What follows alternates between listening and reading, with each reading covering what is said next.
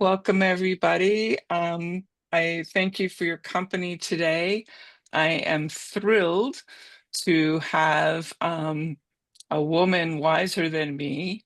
Angela Shook is here, and she was one of my instructors when I received training from UVM for my companion animal doula certificate. And so I'm kind of in awe. She's also a best-selling author of the Doula Toolkit, which I immersed myself in. And it's probably one of the first times I got back to you, Angela, because I was asking, you had put the template in for agreements, and I had some questions about that. You'll find Angela a lot on podcasts. So she's recognized nationwide, certainly. And you were also on the board for national, for, Yeah, the National End of Life Doula Alliance, NEDA, yeah, along with Tracy, who's here with us today. So I served as great, president for 2 years and had the delight to work with Tracy and a lot of amazing end of life doulas. great. Well, without much more ado, I'm going to turn it over to you, Angela, to introduce yourself. I am going to, for everybody here, I'm going to be putting into the chat a um, attachments of the two handouts that Angela has made available to us. Thank you. Welcome, Angela. Thank you. Thank you so much, Patricia, for having me here. And also thank you for your flexibility. I know I was supposed to be speaking with your team originally in March, and it just didn't work out. Like you said, life happened. And I've kind of noticed in working in end of life for so many years that being flexible is one of the key skills that we need to have. But I do appreciate your flexibility and kindness. And very much the invitation to be here to talk about something that I'm very passionate about.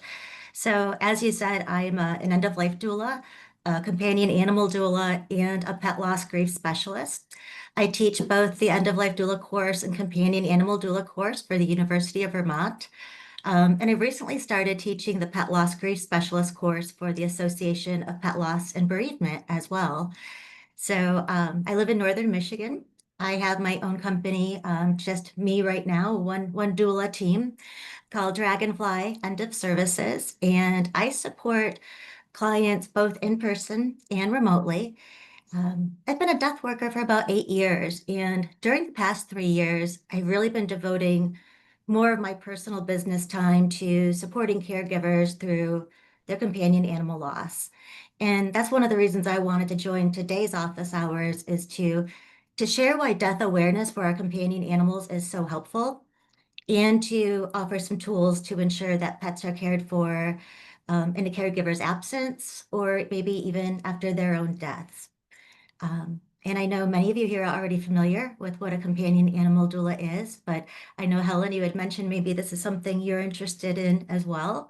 So I thought I would first just explain a little bit more about what a companion animal doula is.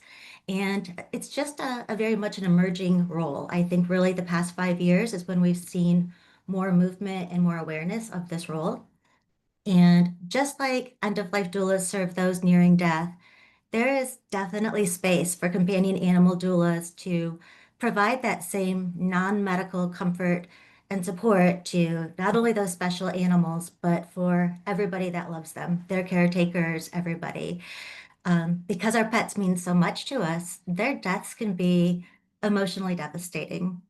And companion animal doulas may assist by helping with quality of life assessments, helping share some gentle end of life education about signs of decline for animals, working with a veterinarian team and other groomers, trainers, other animal professionals to make sure that they're getting holistic quality of care, preparing families and children for what to expect.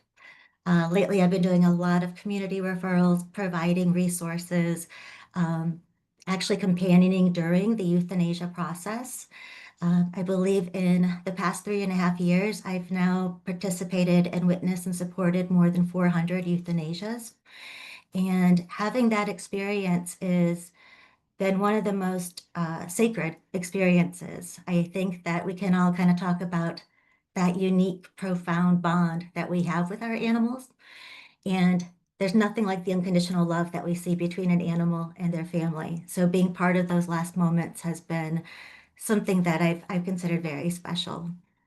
I also help with any after death care, body care, burial, cremation, transporting the bodies, memorial, legacy work, and also grief support for as long as needed.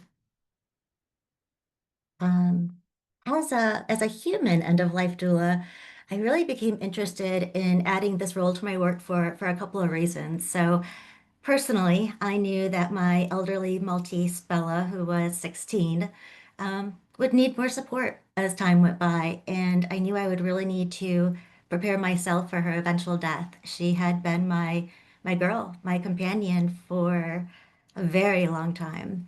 And I also really wanted to do all that I could to ensure that she had the best possible, peaceful, most pain-free, comfortable, beautiful end of life journey possible.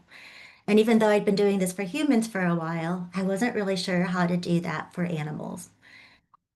I also seen, as I was working professionally, just the need for this additional support. So often while helping my human clients with their own advanced care planning, they shared their concerns about what would happen to their own pets should they pass before they do.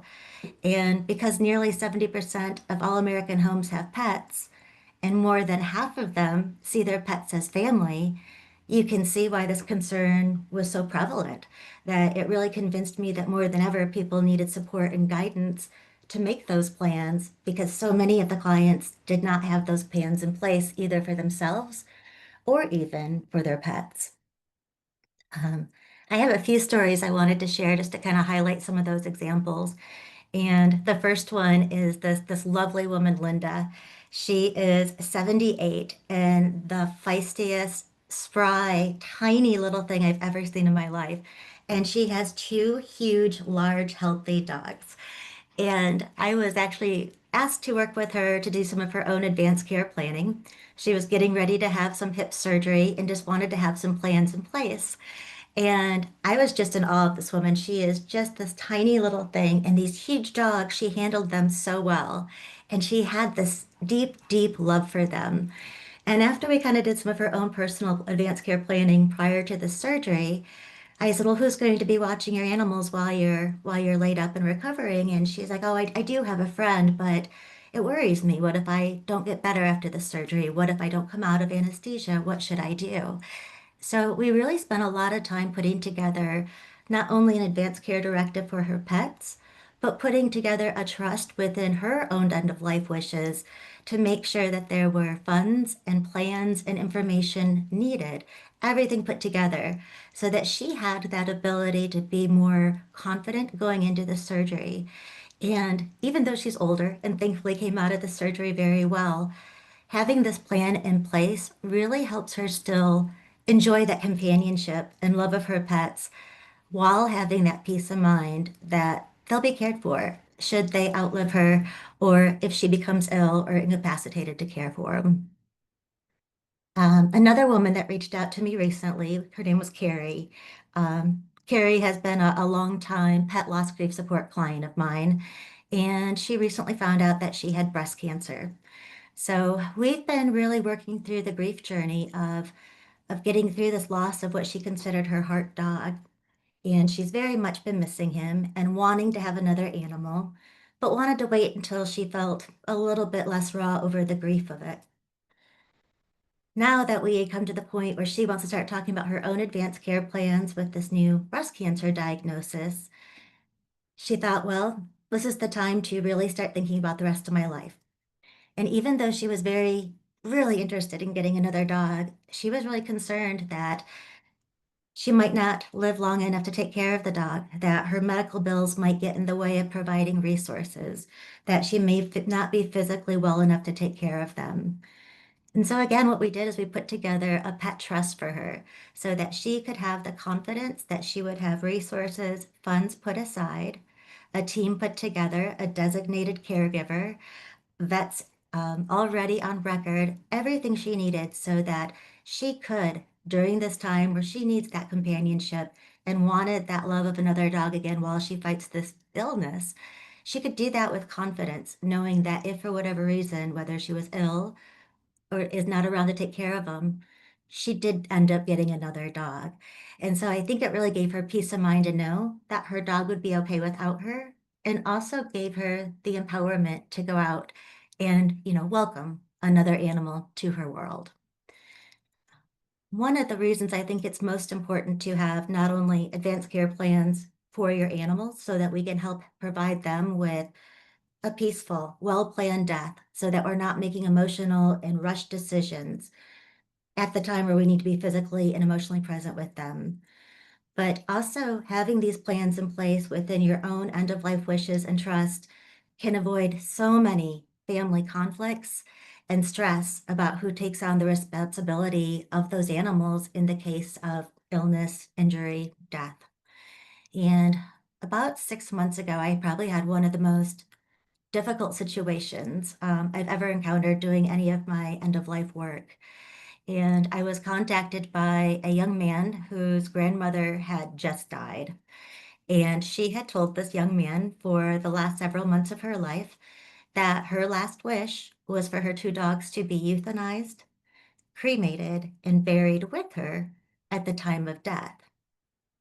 And although these were her final wishes, and he very much wanted to honor them for his grandmother, I wasn't able to help honor them in the way that she wanted. I worked with a local vet to do a quality of life assessment and to meet these animals. And it was determined that they were two very healthy dogs, and it wouldn't be ethical or humane to euthanize them to meet that request. And again, the son and the grandson were both devastated. They felt like they had let down their loved one, their family matriarch. They understood, they were very kind, but they felt incredibly guilty. And none of them had the opportunity to take on these pets. So, on top of grieving their grandmother, feeling some guilt about not honoring her wishes, they also felt badly that there was nowhere for these dogs to find a new home. And so it's a good opportunity to share that even if you share your last wishes with people, they're not necessarily legal or even able to complete. But we did work together, and I think we found some really wonderful solutions with working with a couple local animal shelters to find a home for both these dogs to go to together.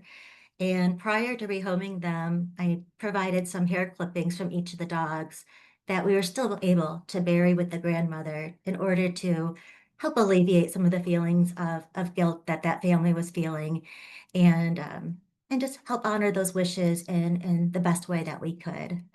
So having these talks ahead of time with a doula, with a vet, with your family, with your friends, your circle of network can be so helpful to empower us to make sure that our animals are okay, but also to relieve that personal stress and any conflict that we might be leaving behind. Mm.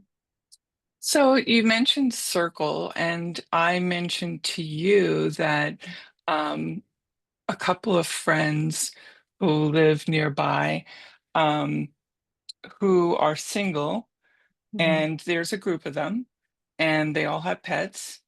And so they were thinking about getting together um, to talk about this. So I think I may, get it started and reach back out to them and say, why don't you invite? And then using your tools as far as the pet trust and the companion animal um, advanced directives, and what we're learning here, and provide them, with the link to this recording, because we were having like V8, and now I'm dating myself, but aha moments of like, oh yeah, I I didn't really think that through.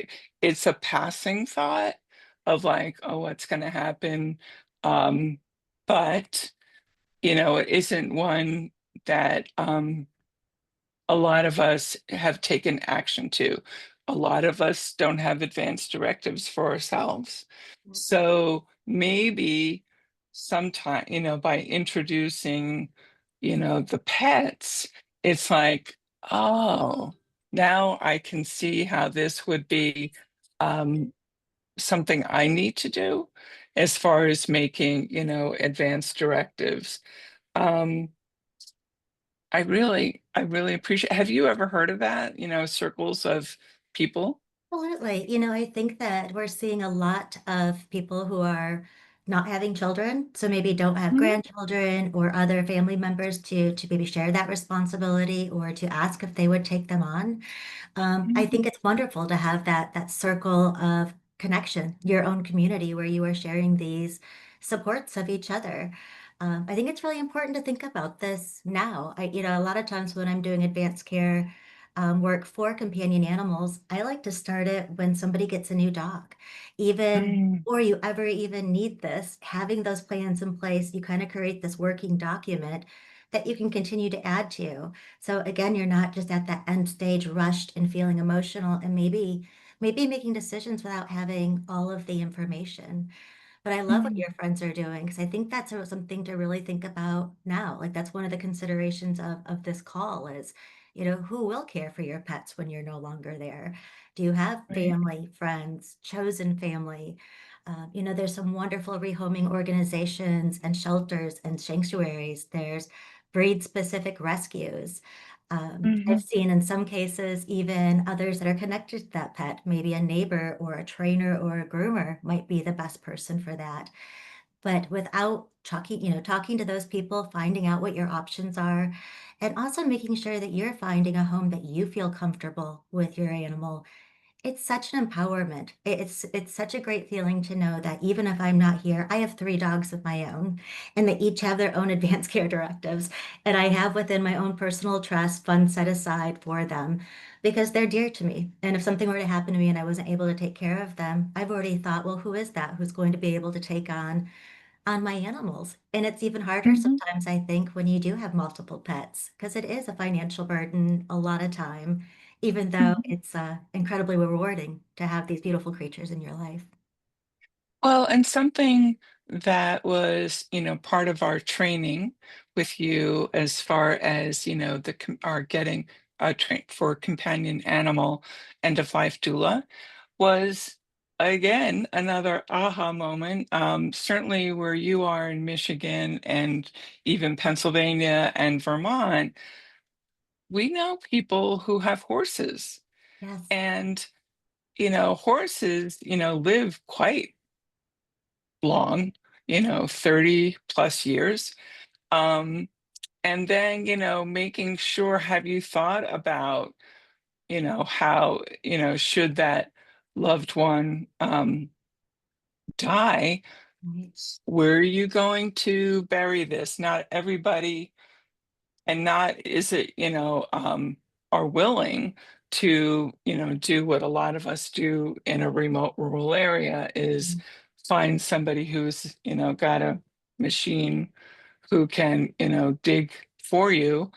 Um, and so that was really, you know, um, like I said, an aha moment.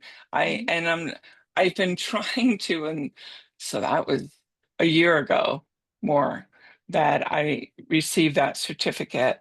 And I'm wondering how to approach my friends who have horses to ask gently, have you thought about this? And maybe just like saying, this is what I've, learned, and here's a resource. I just wanted to, to put that because they are all very well aware that I am an end of life doula. So it wouldn't be like totally out of the Right. blue. And you bring up such great points, and I'm glad that you did because, I think probably the majority of my work as a companion animal doula is with dogs and cats.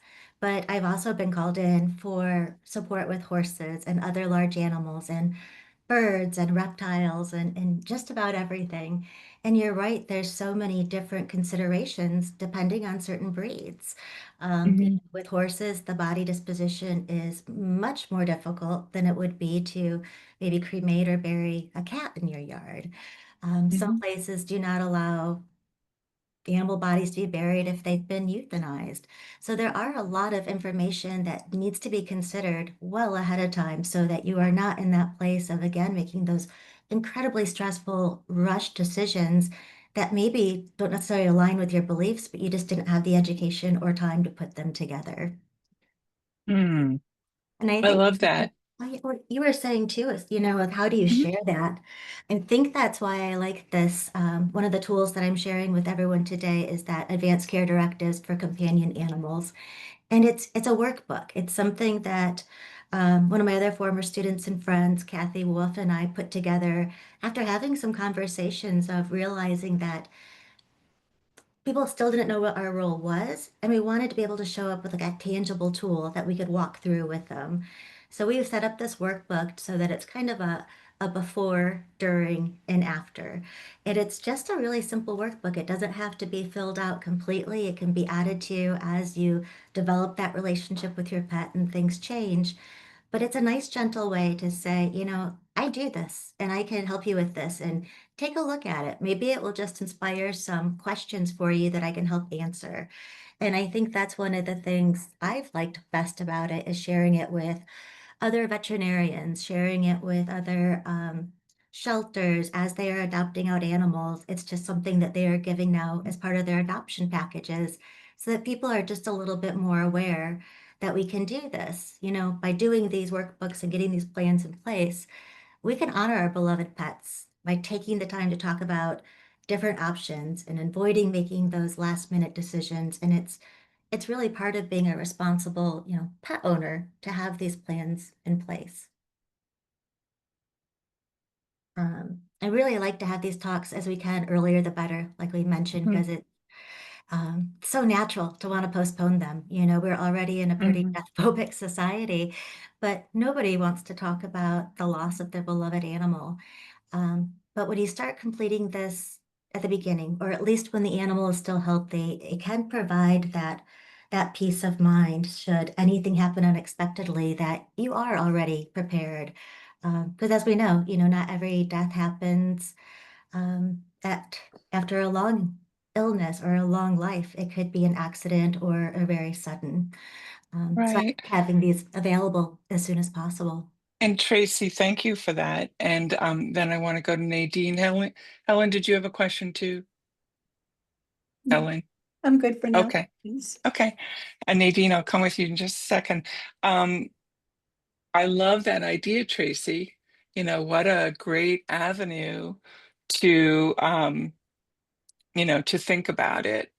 And like you said, we have a million examples, right? I mean, it could be weather related, it could be vehicle related. We just don't know. It could be bus related. We just don't know. So Absolutely. I love your idea, Angela, and I'm going to do this, is share it with our local shelter and sit with them to see if they'd consider. And I think they would, just knowing the people I've, Yeah. worked with there before, to put it in the adoption package. And that would be an avenue to get the word out, if you will, about me being available as a companion animal doula up here. And I'll start with my own vet as well. I've been preoccupied with doing the community education, using Francesca's workbook, but I think this is, listening to you, this is a great opening for people, not only for their companion animals, but a little aha, like, do I have an advance directive? I should Exactly. find out Bring more it about right this. in.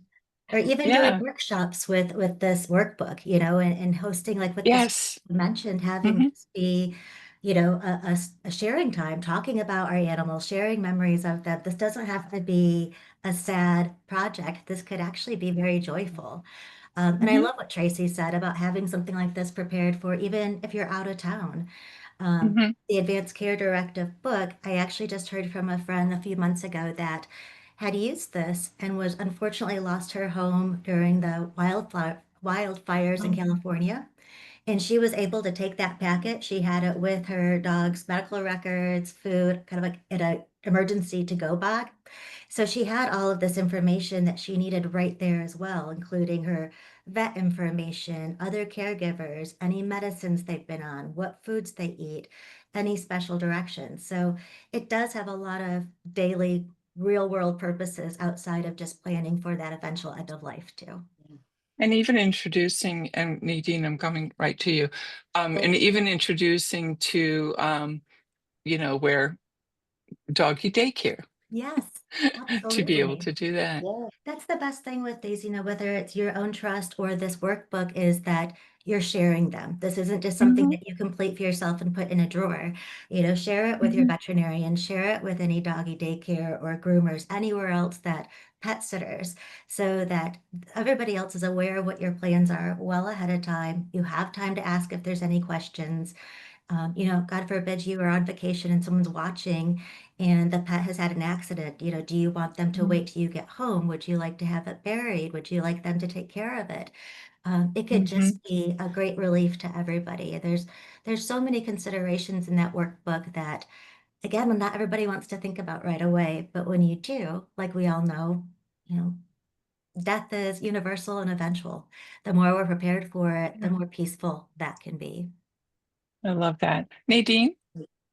Angela, you mentioned a trust. Is that something that would have to go through an attorney, or Yes, do you help Mhm, them, you guide them, correct. So the even advanced finding an attorney that would do that? Yes, so that's a great question because the workbook for the advanced care directives, that's really something that you're putting together for your pet's peaceful passing. So Yes, that is not a legal document. That's more putting your right. wishes together and sharing them. Um, but the trust is something that you would want to have done. It can be considered a legal document within your own end of life planning. Okay. Oh, So good. Okay. you would need to have a That's an lawyer or finance, Yeah, yes, that's to an addendum, like yes, what you're going to exactly. do with your kids. Exactly, exactly. So Yeah, it's just basically that, yeah, providing the care and maintenance for the animals in case of your disability or death. Usually there's yeah, a trustee that will hold money in trust for that. right.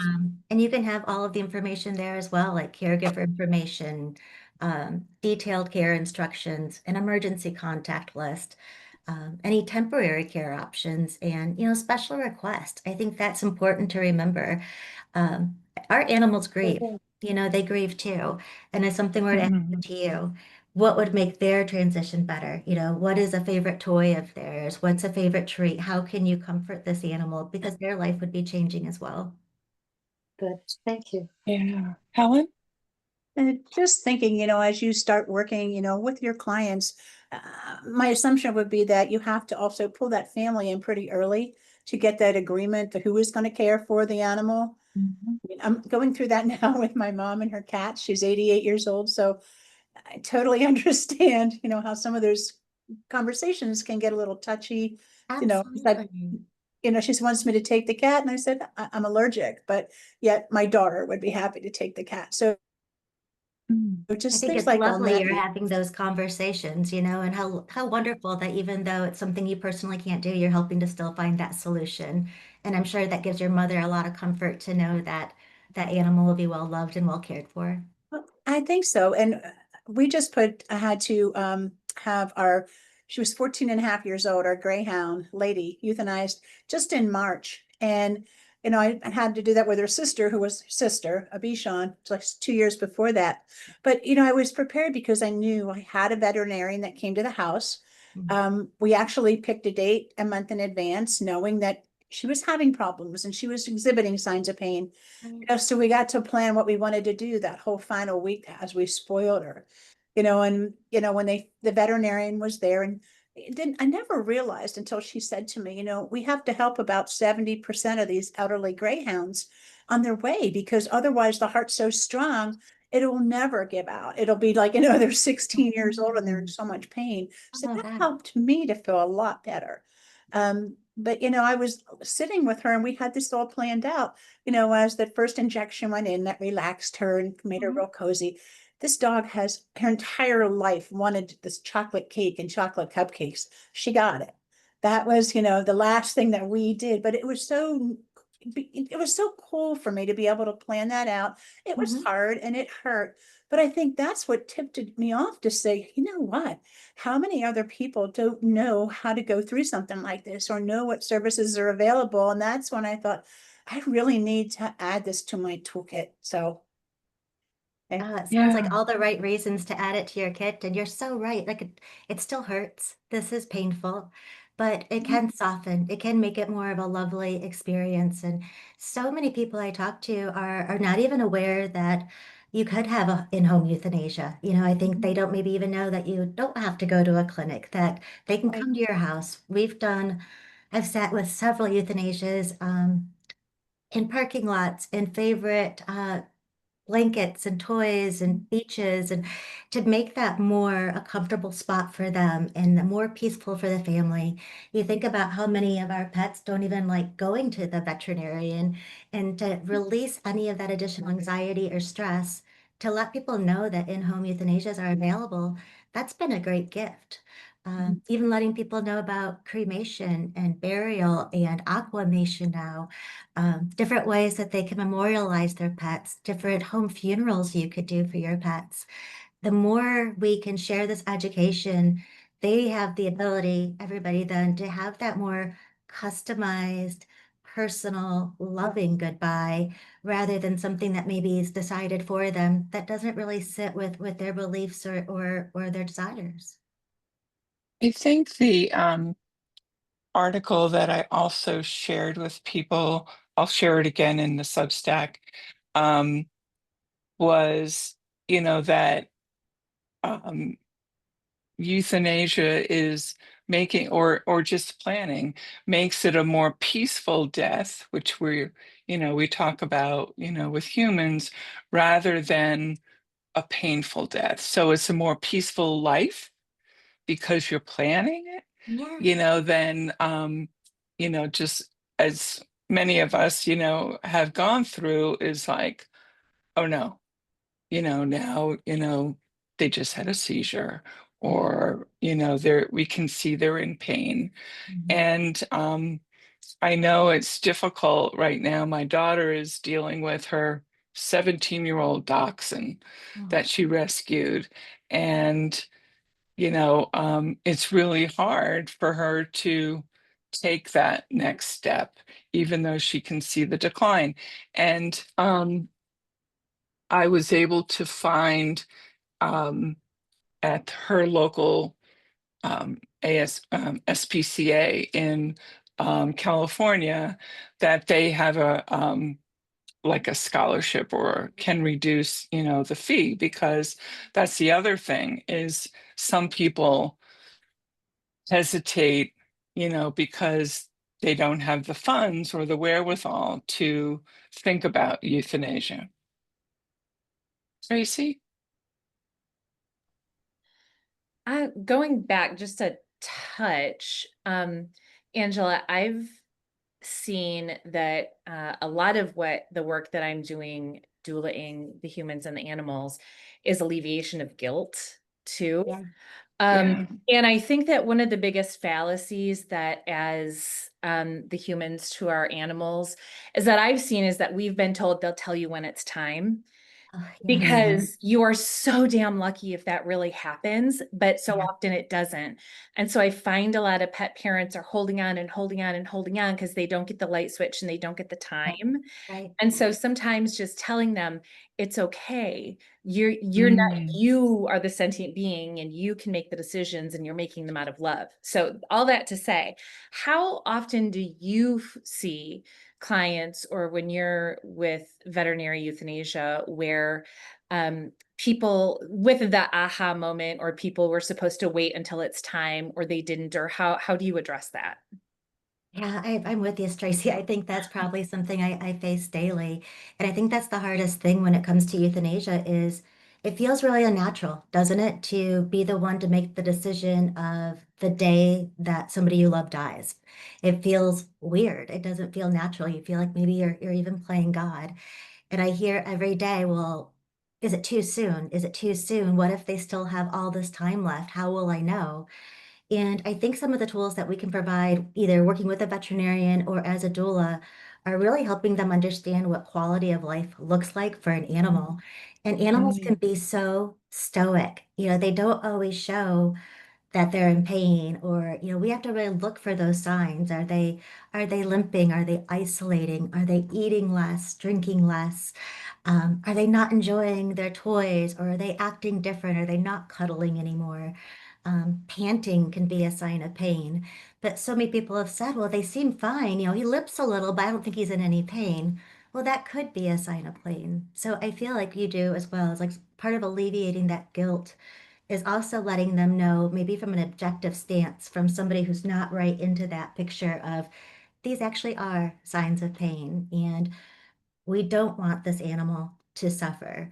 As part of being that responsible and loving pet owner, our job is to keep them safe and happy and to alleviate and avoid suffering and stress and pain. I always tell everybody, I'm sure you've heard this too, many of you, is that I would always rather euthanize a month early than a day too late, because Mm. getting to actually witness them suffering and knowing that we could have alleviated that, that can be a really tough thing to deal with. A lot of times people say, well, they did great today. They're rallying. They're doing wonderful. I'm going to wait. They must be doing better. And it's okay also, like you said, Tracy, it's okay to say it's okay to let them go. It's okay. It's also okay to let them go on a good day so that we don't get to a point that they are suffering so badly Mhm. that you get that look then that says, yes, please let me go. It's really frustrating, I think, when people hear that as support or I guess as advice, oh, don't worry, you'll know when it's time. I don't know if you do. I don't know if there is that one perfect time. And I think that can add even more stress and grief and guilt to the family and the caregivers by feeling like they should just know.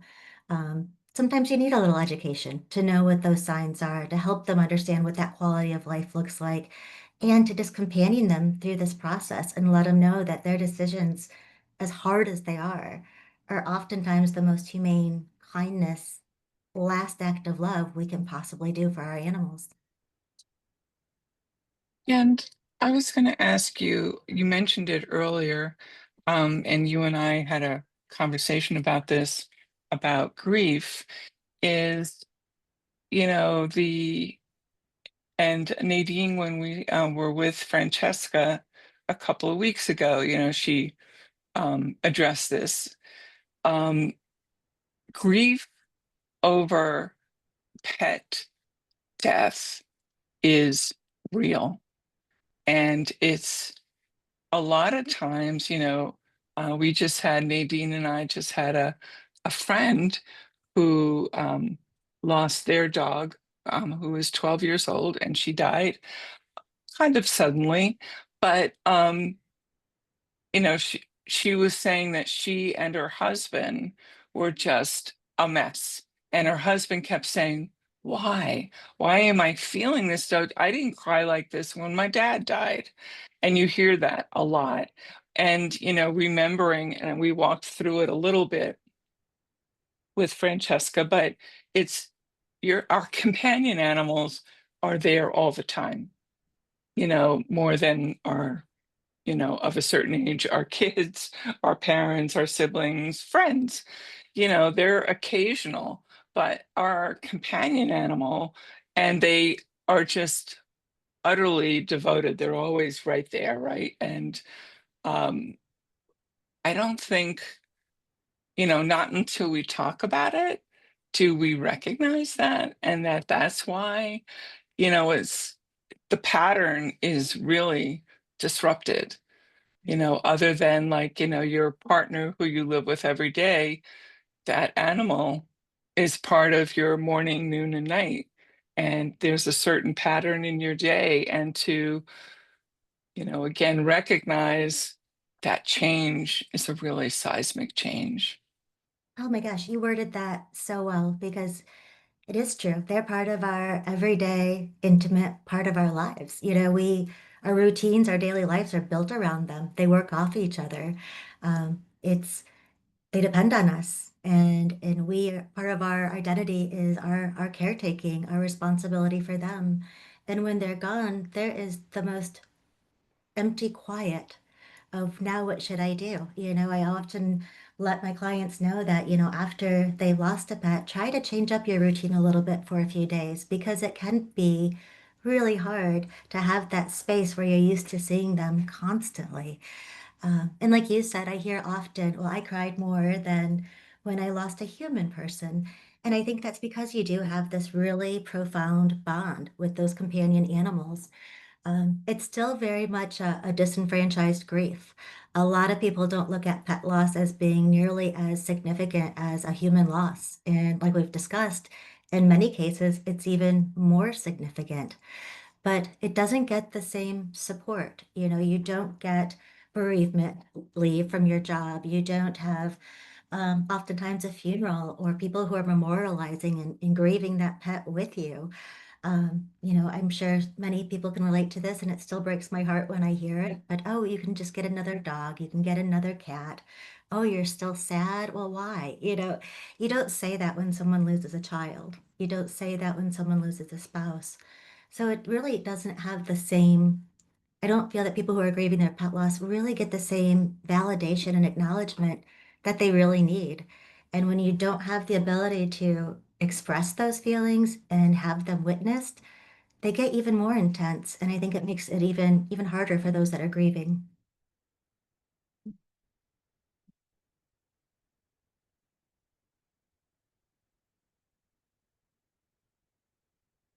I think we might have froze up for a second. And we're back. Great, thank you. You're welcome. Ellen, Nadine, Sarah, do you have any questions or anything you would like to share? Sarah's trying to come off. Oh,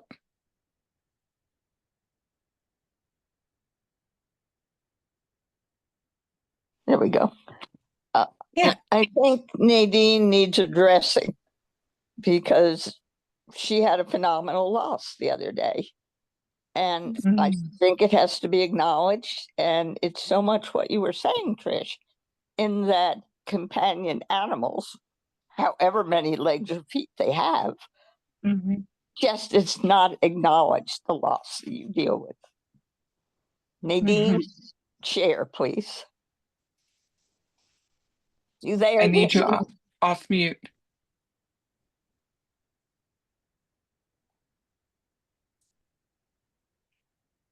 My companion animal was a turkey, a big tom turkey who I've had for 3 years. And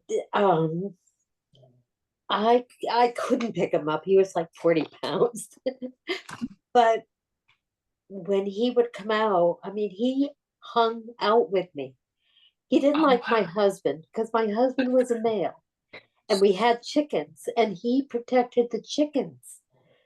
But he loved me, and I would garden and he'd be right there with me. And if I walked around the other side of the house, he'd start yelling, where are you? Or if I came into the house, he'd know that I was in the house and go around to the front where we have a big porch and know that if he yelled out there, I'd come sit out there. And Wow. but we had a bear attack the other day. And this bear, actually, he tore the chicken pen and the turkey pen apart. And, do I have a photo that, says this was a bear? It was torn apart like 6 feet up and on the bottom and both. And Yeah, I'm grieving him. Yeah. You are. What a unique relationship and beautiful. I Mhm. love that you were Yeah. his person and called out for you and gardened with you. Like these Oh, are he did, yeah. beautiful relationship. Yeah. But you don't think, you lose a turkey. Okay. You've got some farm animals around. What are you gonna It do? wasn't just a But turkey, it was your friend. And yeah, he you know, Yeah. was. with that, He that's was. you had a lovely experience. I'm very sorry. Well, thank you. My husband doesn't quite feel the same way because he would attack. He really would attack. He'd kick. I mean, my husband wouldn't Oh, kick. The turkey would. You're a jealous turkey. He was. He really was. But um, you've made me think. I am an end of life doula, and I also volunteer with hospice. And we don't talk about the animals. And it's something I think, I forget who it was, said that she was going to put not Tracy, and I don't know, anyway, Helen.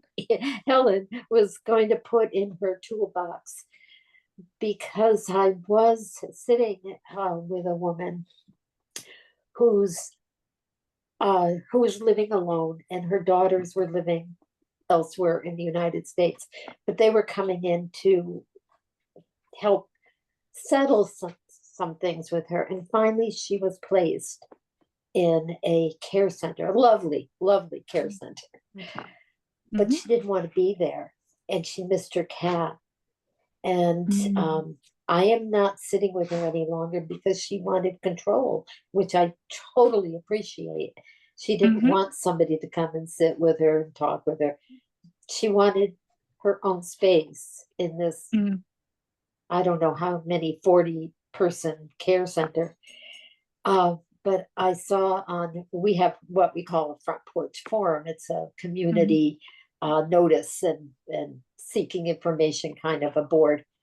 Um, and her daughters are looking for someone to take her cat.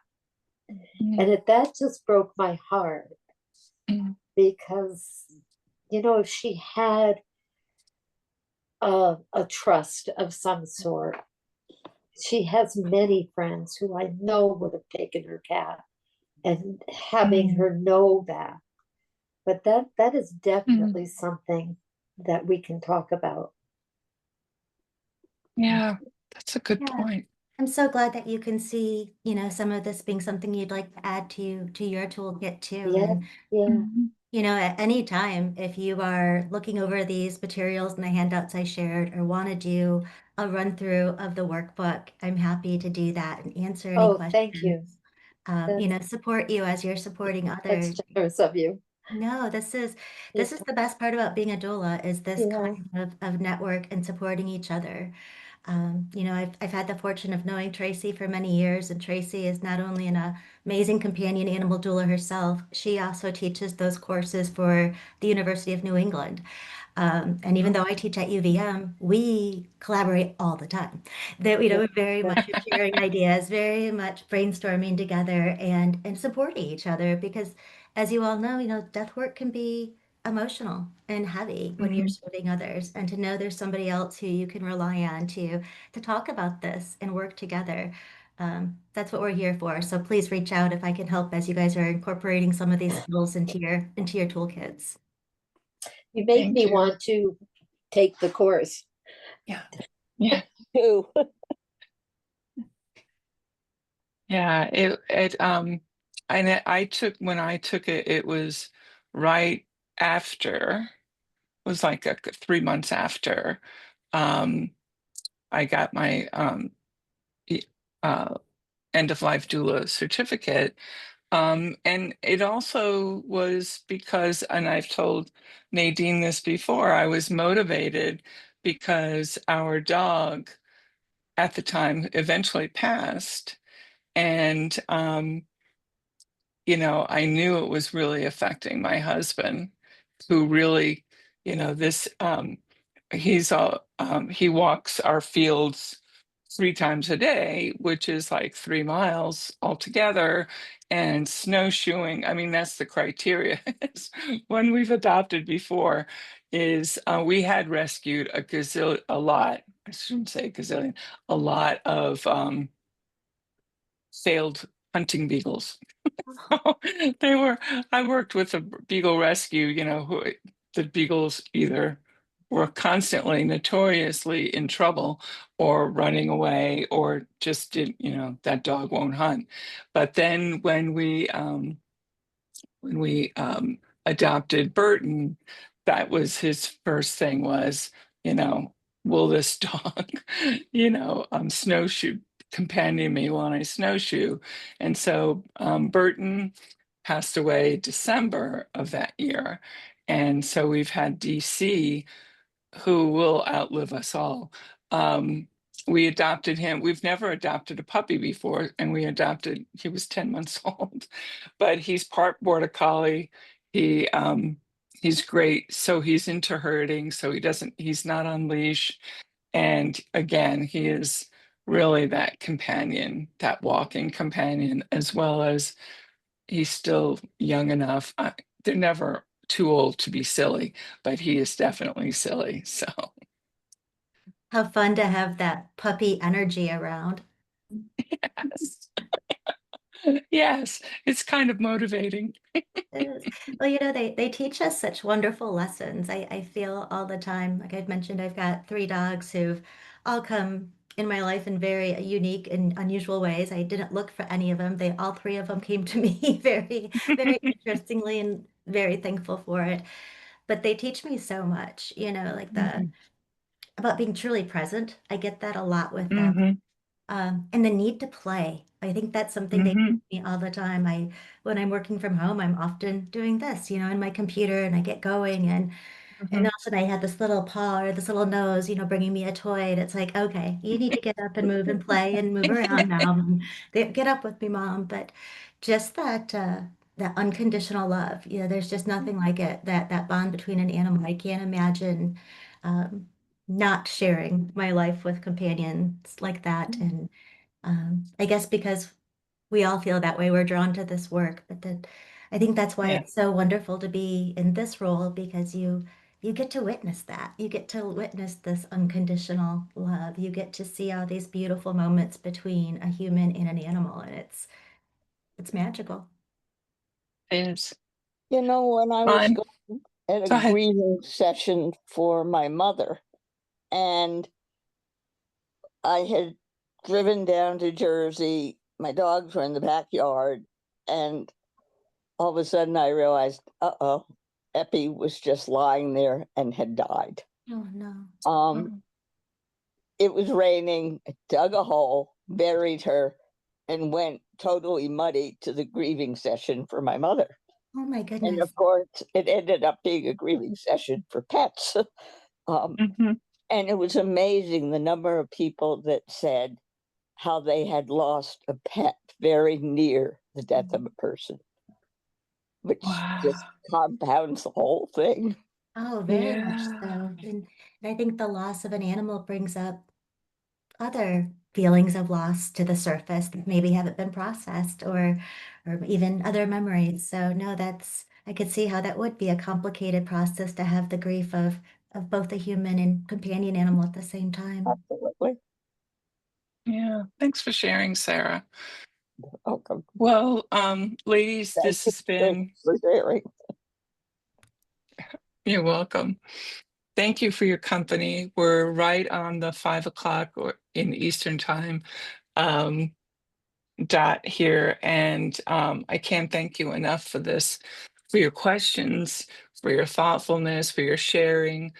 Um, it's not easy, but it just reminds us that I love, that you kept saying, Angela, and that's with humans as well as with our pets, is doing our planning before an emotional end.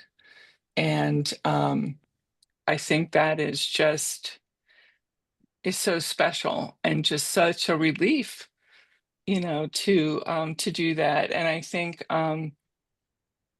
I've got to go back into my notes from our companion animal training for my list of resources, because that was part of our end of life doula training as well, and to you know, really expand that. So I may be getting back to you and or Tracy and saying, what about, what am I missing?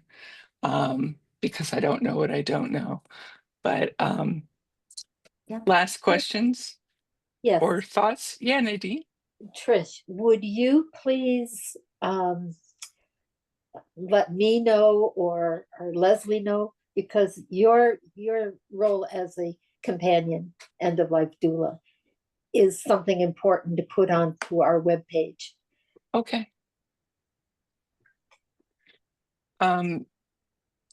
Nadine, why don't you quickly explain to everyone Oh. what page you're talking about?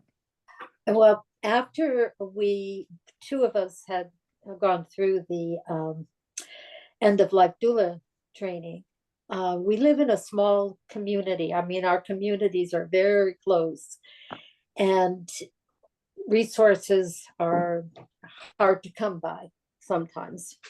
And we developed four of us or five of us, I guess.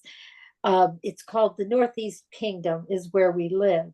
The Northeast Kingdom, Vermont Death Care Community.